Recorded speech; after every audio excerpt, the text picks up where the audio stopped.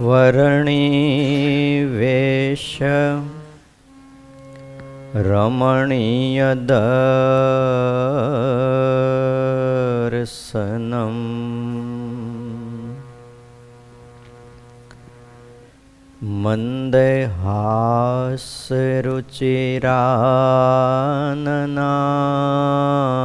મંદહાસરુચિરાનનાંબુજમ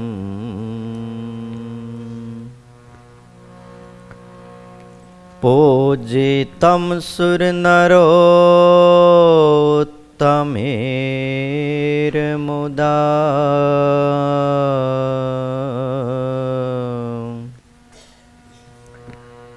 ધર્મનંદનમહં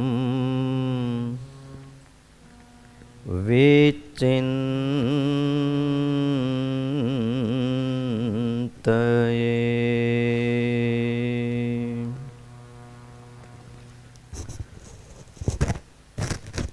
ઓમ અવતારિણે શ્રી સ્વામિનારાયણાય નમો નમઃ. શ્રી હરિકૃષ્ણાય ઘનશ્યામાય નમો નમઃ. એકાકી વનવાસીને કઠિન તપકારિણે બાલયોગી શ્રી નીલકંઠ વર્ણિન્દ્રાય નમો નમઃ. પરાત્પરાય પુણ્યશ્રવણ કીર્તનાય શ્રી સહજાનંદ સ્વામીને શ્રી નારાયણ મુનયે નમો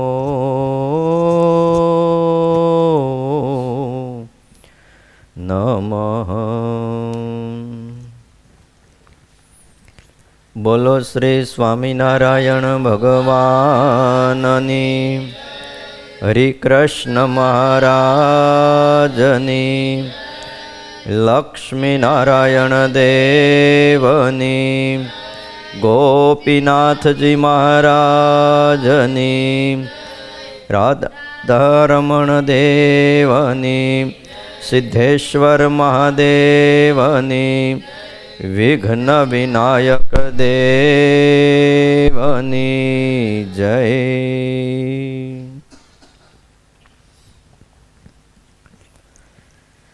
દરેક ભક્તોને ભાવથી જય સ્વામિનારાયણ. ભલા ભક્તજનો, સર્વાધાર સર્વોપાસ્ય કર્તુમ અકર્તુમ સમર્થ ઇષ્ટદેવ ભગવાન શ્રી સ્વામિનારાયણ, વાત્સલ્યમૂર્તિ પૂજ્યપાદ ગુરુજી, વહાલા સંતો અને આપ સૌ વહાલા હરિભક્તો, બધાય મજામાં છો ને?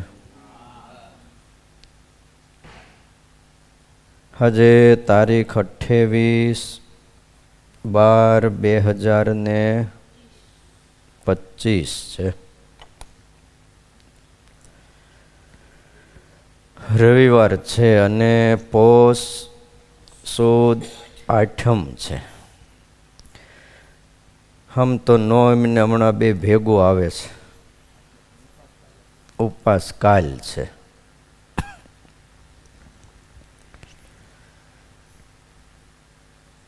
શિક્ષાપત્રી ભાષ્યની આપણે કથા સાંભળી રહ્યા છીએ.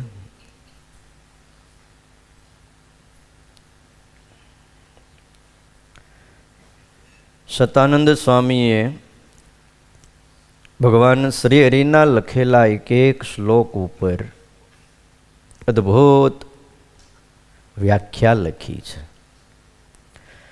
વર્ષો સુધી સતાનંદ સ્વામી ભગવાન શ્રી હરિની સાથે રહ્યા છે.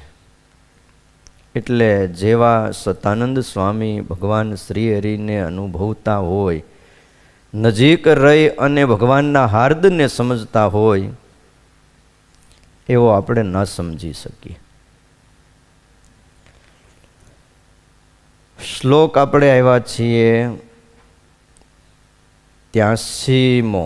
કર્તવ્યા દ્વારિકા મુખ્ય તીર્થયાત્રા યથાવિધિ સર્વૈરપી યથાશક્તિ ભાવ્યમ દિનેષુ વત્સલૈ. યાત્રાની ઘણી વાતો, યાત્રાનો ઘણો મહિમા, યાત્રાનો વિધિ, કેવી રીતે યાત્રા કરવી, બધી જ વાતો આપણે 4 દિવસથી શ્રવણ કરીએ છીએ. શ્લોકનું અંતિમ પાદ છે ભાવ્યમ દિનેષુ વત્સલૈ. અમારા આશ્રિતોએ દીનજનને વિશે દયાવાન થાવું. તીર્થમાં પુણ્ય કરવાથી વિશેષ ફળ મળે છે, માટે ગરીબ પ્રત્યે દયાવાન થઈને દાન કરવું મુખ્ય હેતુ છે. શ્લોક તીર્થ કરવાનો છે, તીર્થયાત્રા કરવાના વિધિનો છે, અને ત્યાં એટલું પાદ મૂક્યું કે ભાવ્યમ દિનેષુ વત્સલૈ. અમારા આશ્રિતોએ દીનજનને વિશે દયાવાન થાવું. તો આ શ્લોકમાં, યાત્રાના શ્લોકમાં આ વસ્તુ શું કામ મૂકી? તો કે તીર્થમાં પુણ્ય કરવાથી એક તો બહુ ઝાઝું ફળ મળે, અને લગભગ આપણે ફળ વગર કંઈ કરતા નથી. આંબો વાવ્યો હોય, કેરી આપે તો રાખીને, જો કેરી ન આપે તો કાપી નાખી. સંસારમાં એવું જ છે ને. તમે જ્યાં લગી કંઈક આપતા રહ્યો ત્યાં લગી હવ રાખે ને એમ થાય કે હવે આપતા બંધ થઈ ગયા છે.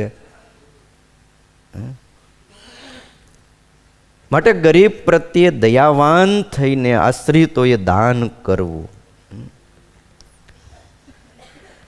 મહારાજ આપણને કાયમ દયાવાન થવાનું કહે છે. જો બુદ્ધિથી પણ જીવી શકાય છે અને હૃદયથી પણ જીવી શકાય છે. બુદ્ધિ કરતાં હૃદયનું મહત્વ વધારે છે.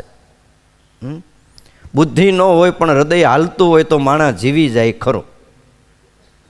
કાં થોડી ઓછી હોય પણ હૃદય ધબકતું હોય તો એ માણસ જીવતો રહે.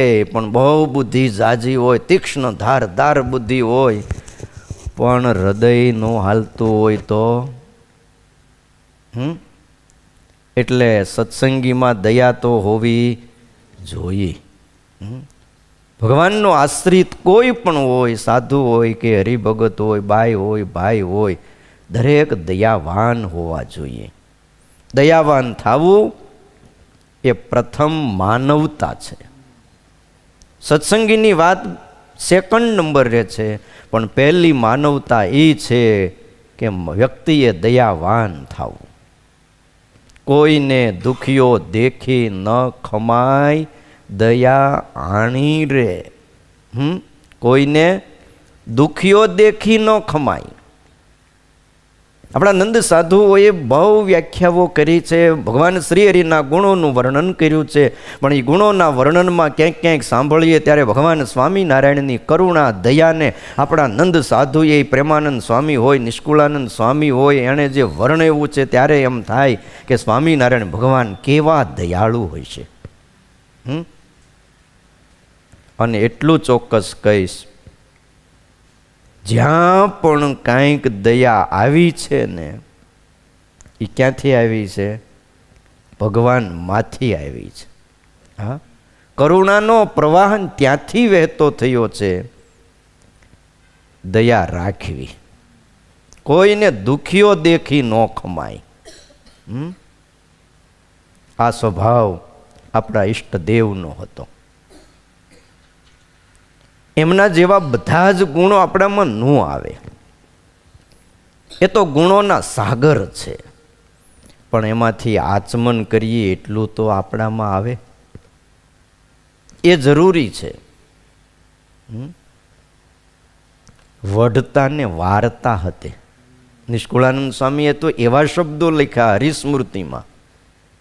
સ્વામી કે અમે જોયા છે સ્વામિનારાયણ ભગવાનને, પછીની પેઢીએ તો નહીં જોયા હોય, નહીં અનુભવ્યા હોય, પણ અમે અમારી નજરે જોયા છે. એમની કરુણાને અમે જોઈ છે. કોઈ બળિયો જો કોઈ ગરીબને વઢતો હોય યા તો એને જરા દાઢતો હોય કે દબાવતો હોય ને, ભગવાન શ્રી હરિને જરાય નહોતું ગમતું. ભાઈ આ લોકમાં તમે સત્તાના જોરે, સંપત્તિના જોરે, તમારી પાસે કાંઈક થોડું ઘણું જે વર્તુળ છે એના જોરે તમે કોઈને દબાવી શકો. માણસ દબાઈ પણ ખરો, પણ એને મારો નાથ સહન નથી કરતો. જ્યાં જ્યાં ભક્તને ભીડ પડી છે ત્યાં ત્યાં ભગવાન આવ્યા છે. શું કામ? કે કોઈને દુખ્યો દેખી ખમાય નહીં. વ્યક્તિ ઘણીવાર પરાધીનપણે ક્યાંક દબાતો પણ હોય છે, પણ એનો મતલબ એવો નથી કે આપણે દબાવે જવું. જો દાસપણું એ વસ્તુ આખી જુદી છે. દાસપણામાં આધીન રહેવાની વાત એ વસ્તુ જુદી છે, અને કોઈને ખોટી રીતે દબાવવા એ જુદી વસ્તુ છે. દાસ થવું એ સ્વતઃ આપણે થવાનું છે, એ આપણી તરફથી સમજવાનું છે, અને કોઈને ખોટી રીતે હેરાન ન કરવા એ પણ આપણે સમજવાનું છે. બે વસ્તુ આપણામાં ઘટાવાની છે. હા, એટલે શું કે તીર્થમાં સંદર્ભમાં આ વાત લખી એટલે મહારાજ એવું કહે છે કે તમે કાયમના માટે અમારા આશ્રિતો દયાવાન થાયજો. તુલસીદાસજીએ કીધું છે, અને આ દોહો બહુ પ્રસિદ્ધ છે. અવારનવાર કથા વાર્તામાં આનો ઉલ્લેખ થાય છે. દયા ધર્મ કા મૂલ હૈ, પાપ મૂલ અભિમાન. तुलसी दया न छांडिए, जब लग घट में प्राण. तुलसी दया न छांडिए, जब लग घट में प्राण. જ્યાં લગી ઘટમાં કહેતા આ શરીરની અંદર પ્રાણ ટીક્યા છે ત્યાં લગી અમારા આશ્રિતોએ ક્યારેય પણ દયા છોડવી નહીં. કારણ ધર્મનું મૂળ જો કોઈ હોય ને તો એ દયા છે. શિક્ષાપત્રીનું જો કોઈ ડાયો માણા વિદ્વાન જો સમજુ એનું અવલોકન કરે તો સ્વામિનારાયણ ભગવાને શિક્ષાપત્રીની શરૂઆત આના માધ્યમથી જ કરી છે. 11મો શ્લોક વાંચો. શું છે? શિક્ષાપત્રીની શરૂઆત 10 શ્લોક તો આગળના ઉપોદઘાતના છે. ઉપોદઘાત એટલે કે આગળ બધું મથાળું બાંધ્યું. આપણે ટપાલ લખતા હોઈએ, આ પત્રી એટલે એક પ્રકારનો પત્ર જ છે. એમાં આપણે જેને ઉલ્લેખ કરીએ કે ફલાણા ફલાણા આ, અને શું કામ આ હું પત્ર લખું છું એની થોડીક માહિતી આપી. એ 10 શ્લોકમાં બધી માહિતી આપી અને પછી શિક્ષાપત્રીની આજ્ઞાની શરૂઆત 11મા શ્લોકથી થઈ. જ્યાં મહારાજે કીધું કોઈ પણ જીવ પ્રાણી માત્રની હિંસા અમારા આશ્રિતોએ કરવી નહીં. આનો અર્થ કે એમાં દયા રાખજો, એને મારતા નહીં તમે. એટલે વાલા ભક્તજનો, ધર્મનું મૂળ જો કોઈ હોય ને તો એ છે દયા, અને પાપનું જો કોઈ મૂળ હોય તો એ છે અભિમાન. પાપનું મૂળ અભિમાન છે અને ધર્મનું મૂળ દયા છે. હવે ઘણીવાર આપણા મનમાં એમ થાય કે તો પણ ગરીબ કેવો કોને? પૈસા ન હોય અને ગરીબ કેવો? સ્વામી એની વ્યાખ્યા કરતા બતાવે છે વ્યાસજીના કહેવા પ્રમાણે. વ્યાસજીથી કોઈ મોટા આચાર્ય થયા નથી. વ્યાસજી એ સ્વયં ભગવાનનો અવતાર છે. સ્વયં નારાયણે ગ્રંથોનું લેખન કરવા માટે અને વેદને વ્યવસ્થિત 4 ભાગમાં પ્રસ્થાપિત કરવા માટે આ ધરતી ઉપર અવતાર લીધો છે. વ્યાસજી એવું કહે છે, એક તો દરિદ્રી વ્યક્તિ ગરીબ છે, જેની પાસે રહેવા મકાન નથી, પહેરવા કપડાં નથી અને કોઈ સુવિધાઓ નથી. આ માણસને કેવો જાણવો ગરીબ જાણવો, આ પહેલો નંબર. બીજો નંબર ગરીબીનો, ખોડ ખાપણવાળો હોય એને પણ ગરીબ જાણવો. એ પરાધીન છે. કોઈને હાથ ન હોય, પગ ન હોય, આંખો ન હોય, તો આને કેવો કહેવાય? ગરીબ કહેવાય. અને આવા વ્યક્તિને વિશે આપણે દયાવાન થાવું. રોગી માણા હોય એને પણ ગરીબ જાણવો. જે કાયમ માટે બિચારો રોગથી પીડિત હોય, વર્ષો બહુ લાંબી ઘણીવાર જીવનમાં માંદગી ભોગવવાની થતી હોય છે, પણ કોઈ એવું ન માને કે એ ભગવાન છે ને આમ તો એના કર્મનું કોઈ ફળ ભોગવાવતા હોય, યા તો એને હવે ચોખ્ખો કરીને છેલ્લો જન્મ કરવાનો હોય છે. સુકાનંદ સ્વામી છેલ્લે 12 વર્ષ સુધી સ્વામીએ તો સામેથી માંદગી માગી હતી અને 12 વર્ષ બીમાર રહ્યા. જે ભગવાન સ્વામિનારાયણના પત્રો લખતા હતા, જેણે મોટા મોટા ગ્રંથોના લેખનો કર્યા છે, આ સંપ્રદાયને ઘણું સાહિત્ય આપ્યું છે, પણ છેલ્લે ઝીણો ઝીણો તાવ 12 વર્ષ સુધી રહ્યો. ત્યાં આપણને 12 દી આવે તો મૂંઝાવવું નહીં, પણ કોકને આવે તો દયા રાખવી. પછી ન્યાય એમ ન કહેવું ભાઈ હવે હાલ્યા કરે, હવે આ શરીર છે. ઘણાને કોક માંદા હોય ને તઈ જ બહુ જ્ઞાન ફૂરે. હા, બીજાને જ્ઞાન એ નહીં હારું. ભાઈ પરાધીન છે અને દરેકની સહન કરવાની શક્તિ મા બાપ હરખી નથી હોતી. કોઈ સહન કરી શકે ને કોઈ ન પણ કરી શકે. એટલે ધર્મનું મૂળ દયા છે. જો દયા, જે ધર્મની અંદર દયા નથી ને એ ધર્મ જ નથી. હિંસક વાતાવરણ ફેલાવનાર કોઈ ધર્મ નથી. આ જગતમાં અંતક ફેલાવનાર કોઈ ધર્મ નથી. આ તો ધર્મના નામે હિંસાઓ થાય છે. ધર્મ એ જ છે કે જેના મૂળની અંદર દયા હમાયેલી હોય. અને દરેક પાપના મૂળમાં તમે જોશો તો અભિમાન હશે. દરેક પાપના મૂળમાં. આ મોટા મોટા યુદ્ધો થાય છે, હજારો માણા કપાઈ જાય છે, લોકોને રહેવા મકાન હરખું ન રહે, ધંધા બિઝનેસ ભાંગી જાય છે. આ બધાની પાછળનું કારણ મોટાઓના અભિમાન. અને અભિમાન મોટાના અને સહન કરવાનું નાનાને. ટક્કર મોટા મોટાને થાય છે અને એ અથડામણ શેની હોય છે? અહમની જ ટકરામણ હોય છે. બોલો. એટલે એક ચિંતકે એવું કીધું કે જો તમે આઈને આડો પાડી દો ને તો સુખ સુખ ને સુખ જ છે. કોને? આઈને. આઈને સમજો? હા, ઇંગ્લિશમાં આઈ એટલે શું કહેવાય? હું. હા, ઓલા આઈની વાત નથી. હા, ન્યાયની વાત નથી. પણ ઇંગ્લિશમાં આઈ એટલે હું. એને જો આ એક આડો પાડી દેવામાં આવે તો ભાઈ દુઃખ માત્ર એના દૂર થઈ જાય એમ છે, પણ એક આઈને આડો પાડી શકતા નથી. दया धर्म का मूल है न पाप मूल अभिमान, तुलसी दया न छांडिए जब लग घट में प्राण. तुलसीदास जी के दया छोड़वी नहीं. ક્યાં લગી ન છોડવી?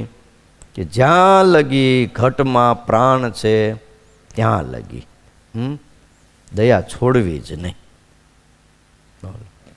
કેવા દયાળુ બધા.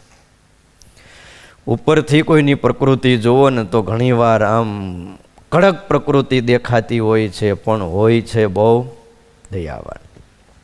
અર્જુનની પ્રકૃતિ કેવી હતી? પ્રમાણ આપ્યું સ્વામિનારાયણ ભગવાને કે આ જગતમાં અર્જુન જેવો કોઈ પુરુષ નહીં. પ્રકૃતિ દયાવાન છે. શ્રીજી મહારાજ પણ એમ કહેતા કે અમારોય દયાળુ સ્વભાવ છે. અમારોય દયાળુ સ્વભાવ છે. પણ કોઈ જો ભગવાનના ભક્તને પીડતો હોય તો અમારાથી દેખ્યું જાતું નથી. એટલે વાલા ભક્તજનો, એક તો દરિદ્રી હોય, બીજો શરીરથી ખોડ ખાપણવાળો કહેતા આંધળો, આપણે કહીએ ને અંધ હોય, યા તો કોઈ શરીરથી બીજા અંગથી રહિત હોય, રોગી હોય, અને આપત્તિમાં આવેલ વ્યક્તિ પણ ગરીબ છે. કોઈ એવી મુશ્કેલીમાં માણસ ઘેરાઈ જાય ત્યારે એને વિશે શું કરવું? આપણે દયા કરવી જોઈએ, એને વિશે દયાવાન થવું. સ્ત્રી પરાધીન એ પણ ગરીબ ગણાય છે, અને દુર્ભાગી એ પણ ગરીબ ગણાય છે, દીન ગણાય છે. આવા જે વ્યક્તિઓ એ વગેરે બધા સમજી લેવાના. પછી આમાંથી એને વિશે દયાવાન થવું. સ્વભાવે કરીને ગરીબ વ્યક્તિ, ક્ષમાવાન વ્યક્તિ પણ દીન ગણાય છે. સ્વભાવથી પણ જે હોય ને એને પણ દીન કહેવાય. ભલે એની પાસે કરોડો અબજો રૂપિયા હોય, પણ ઘણા વ્યક્તિઓ સ્વભાવથી કેવા હોય છે? ગરીબ હોય છે. હા, અને ઘણા પાસે કાંઈ ન હોય પણ સ્વભાવથી પાછા બહુ આકરા પાણી હોય. હા, શિવજી ને પાર્વતી સવારના પોરમાં એક દી હાલ્યા જતા હતા. એમાં એક કઠિયારો નીકળ્યો, માથા ઉપર લાકડાનો ભારો, પરસેવે રેબ જેબ, શરીર ઉપર પૂરતા પહેરવાના લુગડા નહીં, અને શ્રમ કરીને એટલો બધો થાકી ગયો તો ન પૂછો વાત. અને આમે આ સંસાર છે ને એ શ્રમ જ છે. શું છે? શ્રમ જ છે. વિશ્રામ તો ઘનશ્યામ છે. બાકી આ સંસાર એ મોટો શ્રમ જ કરવાનો છે. ભગવાન અને ભગવાનના સંત એ બે જ વિશ્રામ છે. શિવજીએ કે પાર્વતીએ કીધું કે એ સ્વામીનાથ, બિચારો ગરીબ છે, કંઈક દયા કરો. શિવજી કંઈ બોલ્યા નહીં. થોડાક આગળ ગયા એટલે વળી પાછું કીધું, તમે સાંભળો છો કે નહીં? અને તમે આમે અમારું બધાનું સાંભળો નહીં પાછા. હું કહું છું કે આના ઉપર દયા કરો જરાક. તોય શિવજી કાંઈ ન બોલ્યા. ત્રીજી વાર પાર્વતીજીએ કીધું, એ તમને કહું છું જરા. તો કેમ? તો ગરીબ માણસ છે, ગરીબ નથી કે. શિવજી કે તને દેખાય છે ને ગરીબ, પણ સ્વભાવથી ગરીબ નથી. થોડાક આગળ ગયા, શિવજી કે હું તને છે ને ગરીબ દેખાડીશ. તો આ કેવી રીતે ગરીબ નથી? કપડાં પૂરા પહેરવા નથી, બે હાલ વ્યક્તિ છે, માથા ઉપર લાકડાનો ભારો છે, પરસેવે રેબજેબ થઈ ગયો છે, એના મુખ ઉપર પણ કેટલોક શ્રમ દેખાય છે. તો તારે જોવું જ દેવી? તો દેખાડવું કે. અને ભાઈ આ તો શિવજી રૂપ બદલ્યું તરત. અને કઠિયારો હાલ્યો જતો તો ન્યા જૈનના ભારામાંથી એક લાકડું ખેંચ્યું, પટલી અમથી તીર જ ખેંચી. હા, સહેજ અમથી. અને ત્યાં તો ભાઈ એણે હોપડાવી. હા, આવી એ ખબર પડે કે નહીં તને? શિવજીએ રૂપ બદલ્યું હતું અને બહુ બોલ્યો કઠિયારો. હા, શિવજી માંડ ભાગ્યા.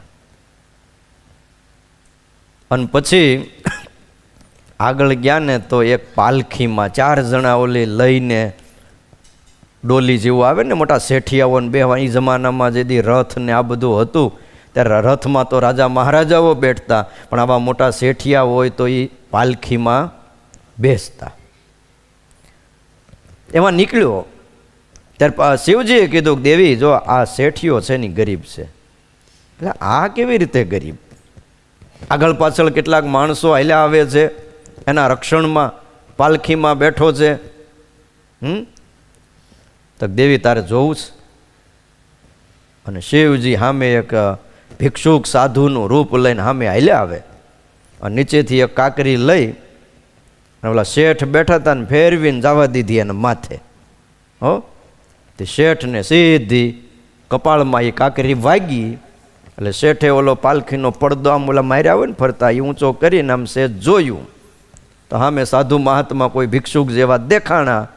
એટલે સીધા પાલખીમાંથી હેઠા ઉતરી દોડીને પગે લાગીને કે માફ કરજો, તમારા જેવા કોઈ બ્રાહ્મણ કે સાધુ કોઈ સામે આવ્યા હોય અને મારા જેવો શેઠિયો અહંકારી પાલખીમાં બેઠો હોય, મારી ભૂલ થઈ ગઈ કે. પછી શિવજીએ પાર્વતીને કીધું, જો લે, ઓલા કણે લાકડી ખેંચી થતી નથી, અમથો ગરીબ નથી રહ્યો, અને આ આટલી સંપત્તિની છોડ્યો ઉઠે છે, પણ એનું દીનપણું તમે જુઓ. એટલે ઠાકોરજી પણ એમને જોયા વગર કંઈ દેતા નથી હો. એ જોવે કે ભાઈ આ કઈ રીતનો માણસ છે, કે અહીં દેવું તો કામ લાગશે કે નહીં. એટલે એ ઠાકોરજી કંઈક વરસે છે ને તે બધું આપણી સ્વભાવ, આપણી પ્રકૃતિ, આપણું બધું જોઈને વરસે છે. એટલે વાલા ભક્તજનો, એવા જે વ્યક્તિ હોય એને દીન જાણવા સ્વભાવે કરીને વ્યક્તિ ગરીબ હોય અને ક્ષમા કરી દે ને, એ પણ દીન વ્યક્તિ ગણાય છે. ક્ષમા કરવી ને એ હેલી વાત નથી, બધાથી થતી નથી. ગરીબનો દ્રોહ ન થઈ જાય એનું જાણ પણ રાખવાનું સ્વામિનારાયણ ભગવાન આપણને વચનામૃતમાં કહીને ગયા છે. વચનામૃત વાંચો, વડતાલનું 11મું મહારાજ કે અમારો તો સ્વભાવ એવો છે જે એક તો ભગવાન, બીજા ભગવાનના ભક્ત, ત્રીજો બ્રાહ્મણ અને ચોથો કોઈ ગરીબ મનુષ્ય, આ ચારથી તો અમે અતિશય બીએ છીએ કે રખે એનો દ્રોહ ન થઈ જાય. અને એવા બીજા કોઈથી બીતા નથી. ભગવાનને કોની બીક મને કહો? પણ તોય એમ કહે છે કે અમે 4 જણાથી તો અતિશય બીએ છીએ. અને એમાં એકનું નામ લખ્યું એ ગરીબ. અમે ગરીબથી ડરીએ છીએ. બોલો, કે રખે એમનો દ્રોહ થઈ જાય નહીં, એવા બીજા કોઈથી બીતા નથી. અને 4 વિના બીજા કોઈનો પણ દ્રોહ થાય તો દેહનો નાશ થાય, પણ જીવ નાશ ન પામે. પણ આ 4માંથી કોઈ એકનો પણ દ્રોહ થઈ ગયો એટલે સમજી લો એનો જીવ કામથી ગયો, મોક્ષના માર્ગમાં પછી એ હાલી શકે નહીં. એટલે અપરાધથી ડરવું, ભક્ત થવું, ભક્તિ કરવી, એ ભાઈ એટલે તો બધા કહે છે કે એ ખાંડાની ધાર ઉપર હાલવા જેટલું કઠણ છે. અને જેટલા જેટલા ભક્તો આ ધરતી ઉપર થઈ ગયા છે, આપણા સત્સંગમાં હોય કે પરોક્ષમાં થઈ ગયા હોય, પણ બધાય ભક્તોએ બહુ સહન કર્યું છે, બહુ સહન કર્યું છે અને બહુ ખમી ખાધું છે. હા, કાંઈ એમનેમ ભક્ત, મીરાબાઈ એમનેમ ભક્ત થઈ ગયા? શું નરસિંહ મહેતો એમનેમ ભગત થઈ ગયા? કયો, એણે કેટલું સહન કર્યું છે. આપણે પરોક્ષ ભક્ત થઈ ગયા. વચનામૃતમાં નામ આવે છે રણછોડ ભગત. ભગવાન શ્રી હરિએ કીધું કે એવા જે કીર્તનો હોય એમના તો એને ગાવા અને સાંભળવા, એ પ્રમાણ દેવા માટે રણછોડ ભગતને યાદ કર્યા છે. પણ તમે ક્યારેક એમનો ઇતિહાસ વાંચો, એમના જીવન પ્રસંગોને વાંચો તો ખ્યાલ આવે કે રણછોડ ભગતે કેટલું કેટલું સહન કર્યું છે. વાત કરું તમને, સંમત 1877ની સાલ હતી. માગસર સુધી પડવાનો દિવસ હતો અને સ્વામિનારાયણ ભગવાન લોયા ગામમાં બિરાજમાન હતા. લોયાનું 6ઠું વચનામૃત છે સંગ શુદ્ધિનું. શ્રી હરિએ એવું કીધું કે જે શાસ્ત્રમાં ભગવાનનું સાકારપણાનું પ્રતિપાદન કર્યું હોય, ભગવાનના અવતારનું નિરૂપણ કર્યું હોય, અને તે ગ્રંથ શુદ્ધ વેદાંત હોય, અને એક અદ્વિતીય નિરાકાર અને બીજું એક અદ્વિતીય નિરાકારનું પ્રતિપાદન કરનારા ગ્રંથ હોય, એ શુદ્ધા બુદ્ધિમાનના કરેલા હોય, તો પણ એ ગ્રંથને કોઈ દિવસ ભણવા નહીં અને સાંભળવા પણ નહીં. આમ આજ્ઞા કરી.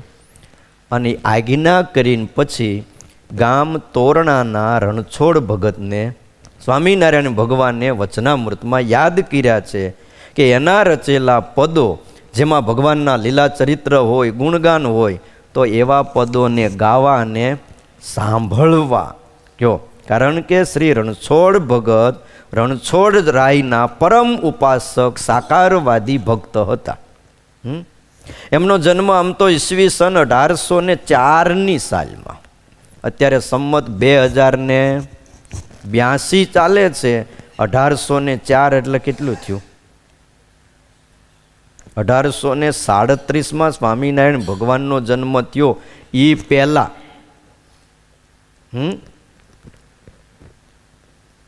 એમનો જન્મ ખેડા જિલ્લાના ખડાલ ગામના વૈષ્ણવ વણિક કુળમાં થયો હતો.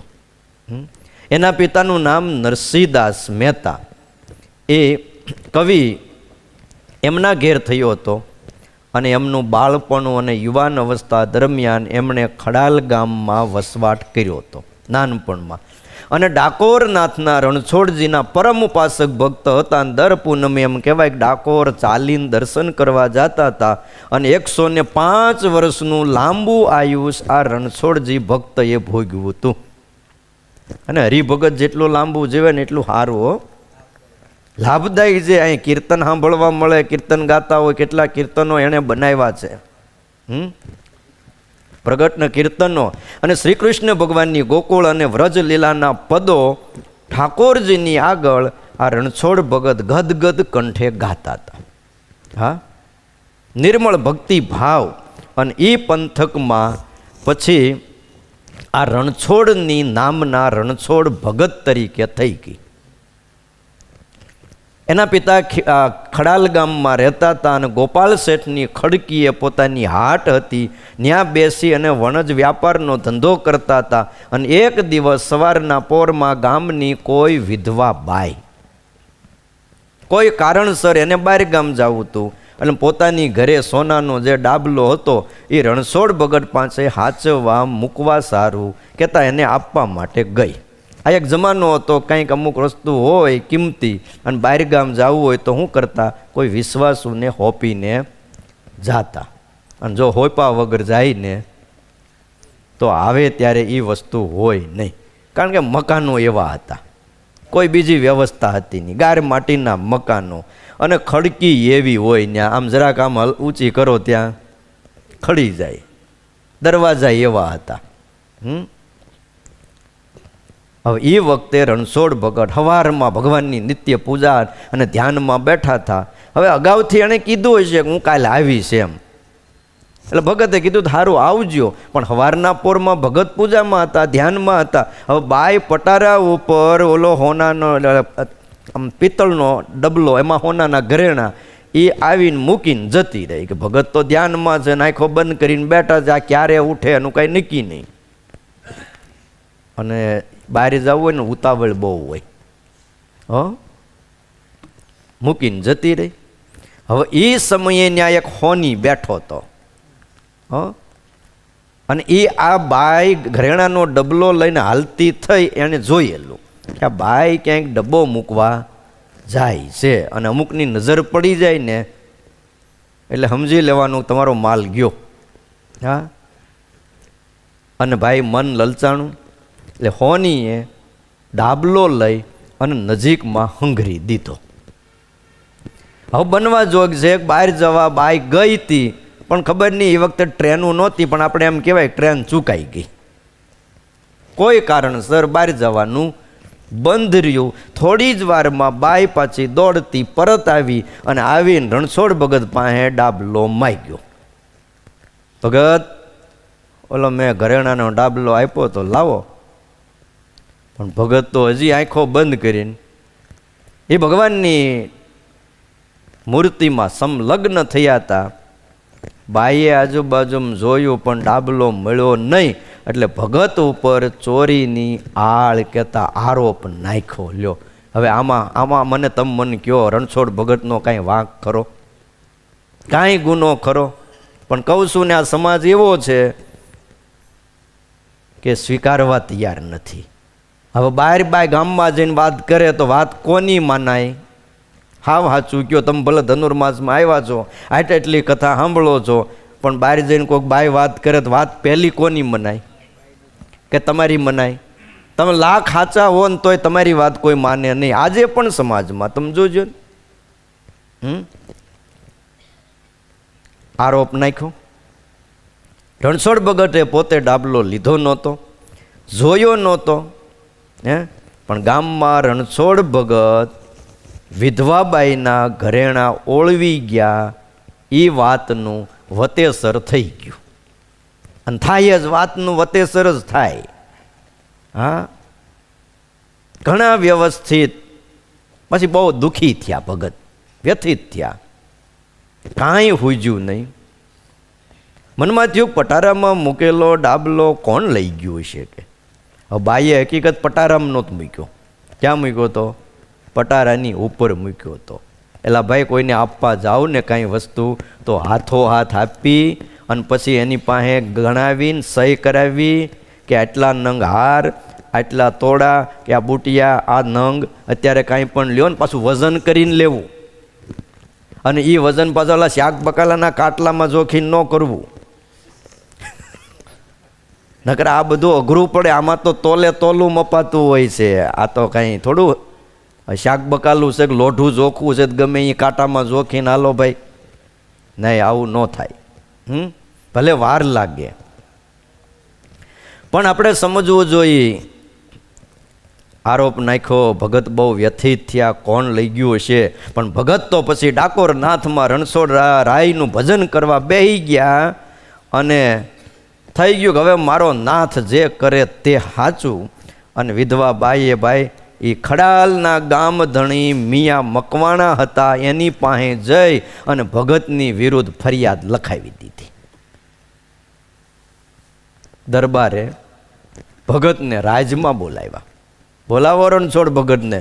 હે આવડી વેતેકની ચોટલી રાખે અને ટીલું એવડું મોટું તાણે છે અને માળો કે વિધવાબાઈના ઘરેણા ઓળવી ગયો. બોલો, કહું છું ને, આ સમાજમાં અમુક અમુક તો જોતા વગરના દુઃખ આવે.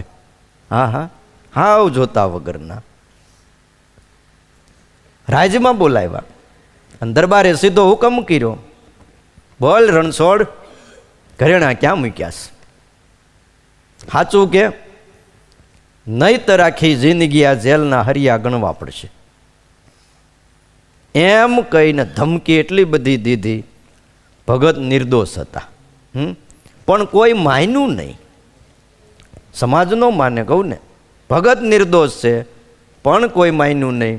અને એ વખતે ડાકોરપતિ રણછોડરાયજી ત્યાં સાધુના વેશમાં રાજાના દરબારમાં આવ્યા. બોલો. હા, અને વિધવાબાઈના ઘરેણા એની ચોરી ઓલા સોનીએ કરી છે એવું ઠાકોરજીએ કીધું. અને ભાઈ કીધું કે એ હોનીએ ઘરેણા આ ડાબલો અહીંયા મૂક્યો છે, તમે મોકલો માણાને. અને રાજાએ સિપાહી મોકલ્યા, હોનીને બોલાવ્યો અને જે જગ્યા બતાવી હતી ત્યાં જોયું તો ત્યાં ઘરેણાનો ડાબલો હંતાડેલો હતો. તે લઈને આવ્યા, સાબિત થયું. ત્યારે બધા કહેવો, અરે ભગત એટલે ભગત હો ભાઈ, આ માણાનું આવું કામ છે હો. હા, તે હું આપણે સમાજ કહે તો ભગત ને સમાજ ન કહે તો ભગત નહીં. કયો સમાજનું તો એવું છે કે સાધુ ને ભગત ને બસ સમાજ કે એ કાંઈ એનું પ્રમાણપત્ર નથી, માટે ક્યારેય મૂંઝાવવું નહીં. અને ત્યારબાદ એમ કહેવાય છે કે રણછોડ ભગતે ઠાકોરપતિ રણછોડરાયજીએ દિવ્ય સ્વપ્નમાં દર્શન દીધું હતું અને એમ કીધું આ ગામ મૂકી દો હવે. અને પછી બાજુના ગામમાં તોરણા ગામમાં ત્યાં રહેવા માટે વયા ગયા. અને ત્યાં લક્ષ્મીનારાયણ દેવ, હનુમાનજી અને ગરુડજી આ ત્રણની મૂર્તિ જમીનમાં દટાયેલી હતી. એ મૂર્તિઓના સ્થળે ઠાકોરજીએ સ્વપ્નમાં દર્શન દઈને કીધું કે રણછોડ ભગત તમે ત્યાં મંદિર બનાવજો. અને પછી ત્યાં મંદિર બનાવ્યું અને ખડાલ ગામને મૂકી દીધું. ત્યાંથી 6 કિલોમીટર દૂર તોરણા ગામમાં રહેવા વયા ગયા. ત્યાંના સ્થાનિક લોકો સાથે પછી ત્યાં ભૂમિમાં ખોદકામ કરાવ્યું અને સ્વયંભૂ લક્ષ્મીનારાયણ દેવની મૂર્તિ એમાંથી મળી આવી. ગામજનોએ ભગતની સાચી ભક્તિ જોઈને બહુ રાજી થયા હતા અને એ જ જમીનમાં મંદિર કરાવ્યું. અને રણછોડ ભગત એ દિવસથી મંદિરની સેવામાં રોકાઈ ગયા.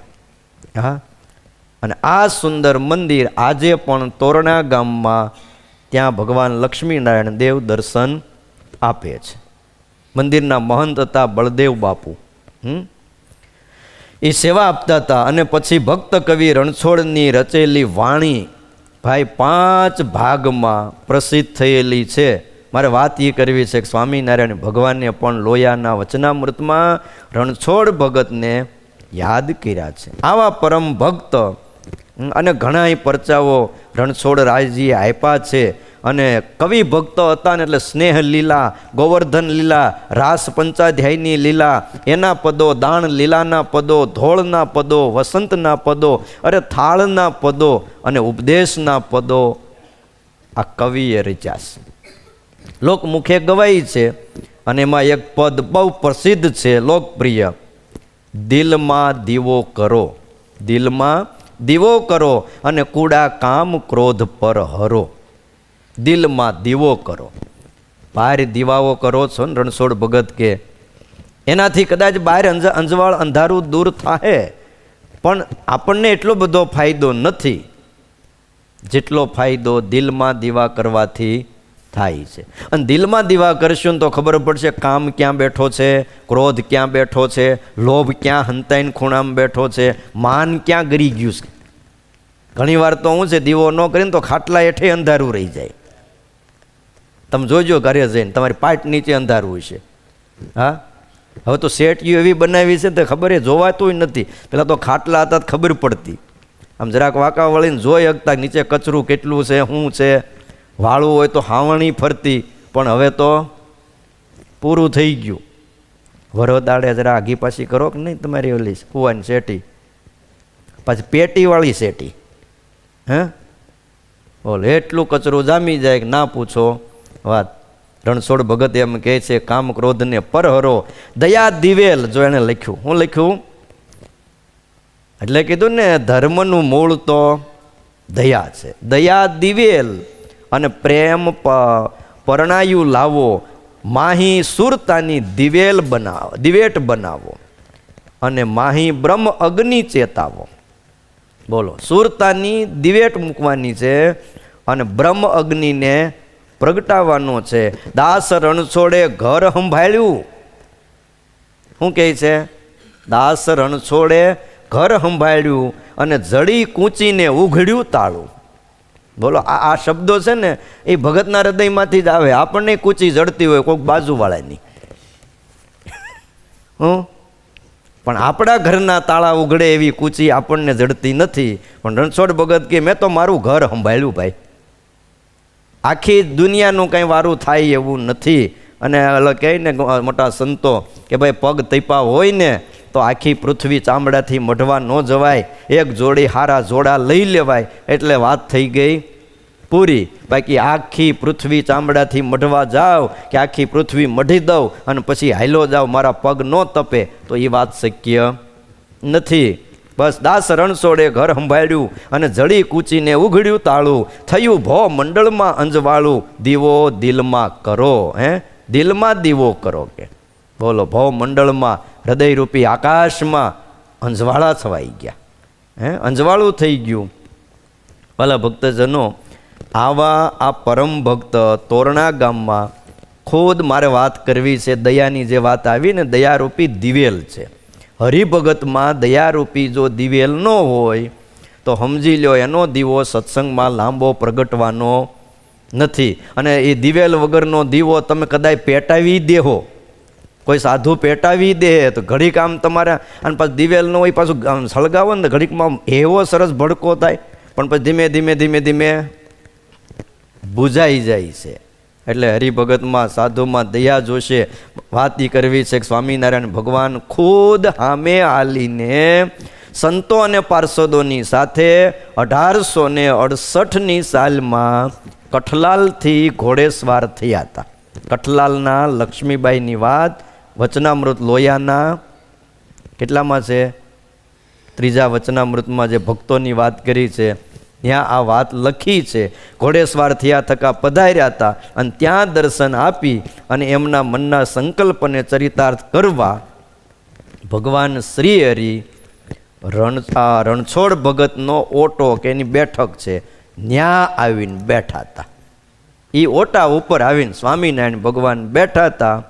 અને એ વખતે ત્યાં સોના મોર પણ ભક્તોએ અર્પણ કરેલી. અને આપણા શાસ્ત્રોમાં એવું લખ્યું છે, તોરણામાં આવ્યા ભગવાન, રણછોડ ભગતનું ત્યાં સ્થાન. એણે કીર્તન કાવ્ય જે કીધા, અને મહાપ્રભુએ માન્યતા દીધી. ગામ તોરણામાં મુક્તનાથ, ઘણા સંત હરિજન સાથ. રણછોડ ભગતની ગાદી પર પોતે બેઠા છે શ્યામ સુંદર. રણછોડ ભગતની ગાદી કહેવાય છે, કોઈથી બેહાય નહીં.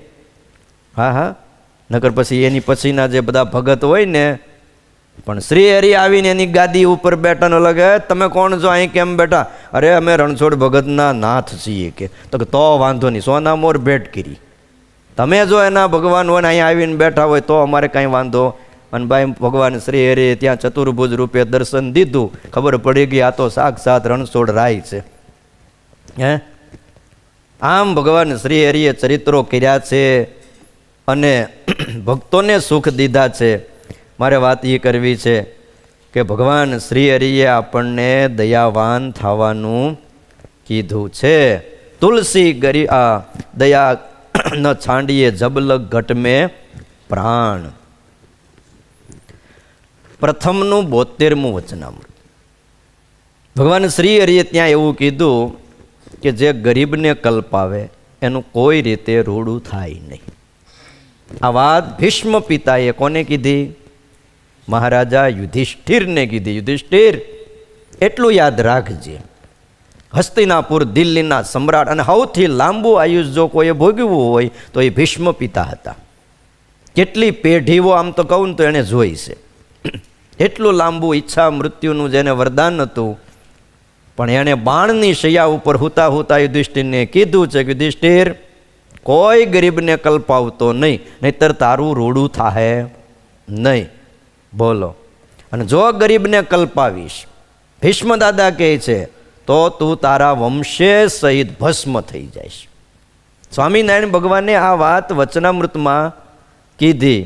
માટે ભગવાનનો ભક્ત હોય અથવા બીજો કોઈ હોય, પણ ગરીબ માત્રને લેશ માત્ર દુખવો નહીં. અને જો ગરીબને દુખવે તો એનું કોઈ પ્રકારે સારું થાય નહીં.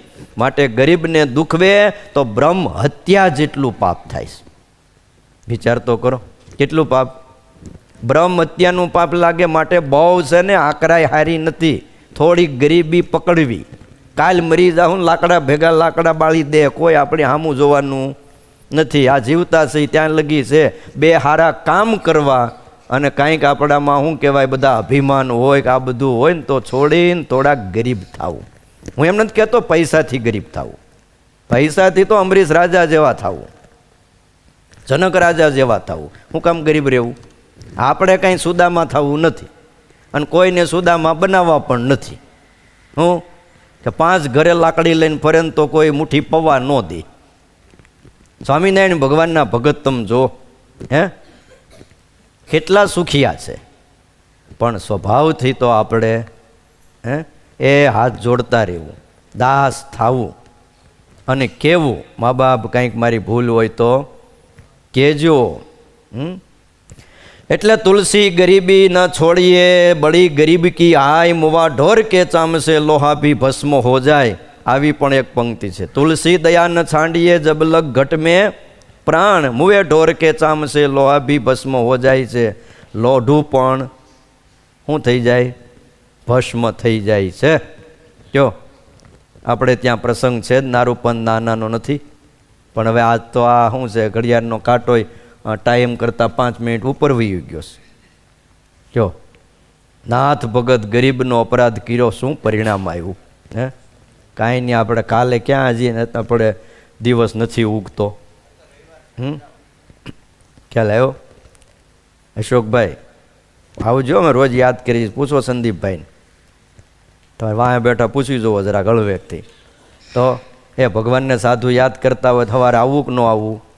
થઈ પછી આવડી મોટી દુનિયા છે, કોણ આપણને યાદ કરે? કયો જી? હા,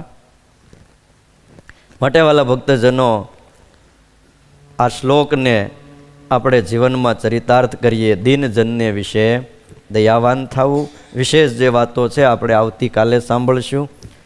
હજે કોનો પ્રસાદ છે ભાઈ? આજ કાંઈ લખીને લાવવા નથી લાગતા. હા, તો ના મંદિર પીડ્યા છે. તમારું કોઈને યાદ હોય તમે આવી જાઓ. મધુભાઈ તમારે આવી ગયો કે એમ? હાલો તો સંજયભાઈ તમે આવી જાઓ. કોઈ ન હોય તો અમારે સંજયભાઈ તો હોય જ. હાર પહેરવા તો આવી જાઓ. તમે કીધું તું ને કોઈ ન હોય તો મને બોલાવી લેજો. હા, બોલો હરિકૃષ્ણ મહારાજની. શ્રીપતિમ શ્રીધરમ સર્વદેવેશ્વરમ ભક્તિધર્માત્મજમ વાસુદેવમ હરિમ માધવમ કેશવમ કામદમ કારણમ શ્રી સ્વામિનારાયણમ નીલકંઠમ ભજે સહજાનંદ સ્વામી મહારાજની જય.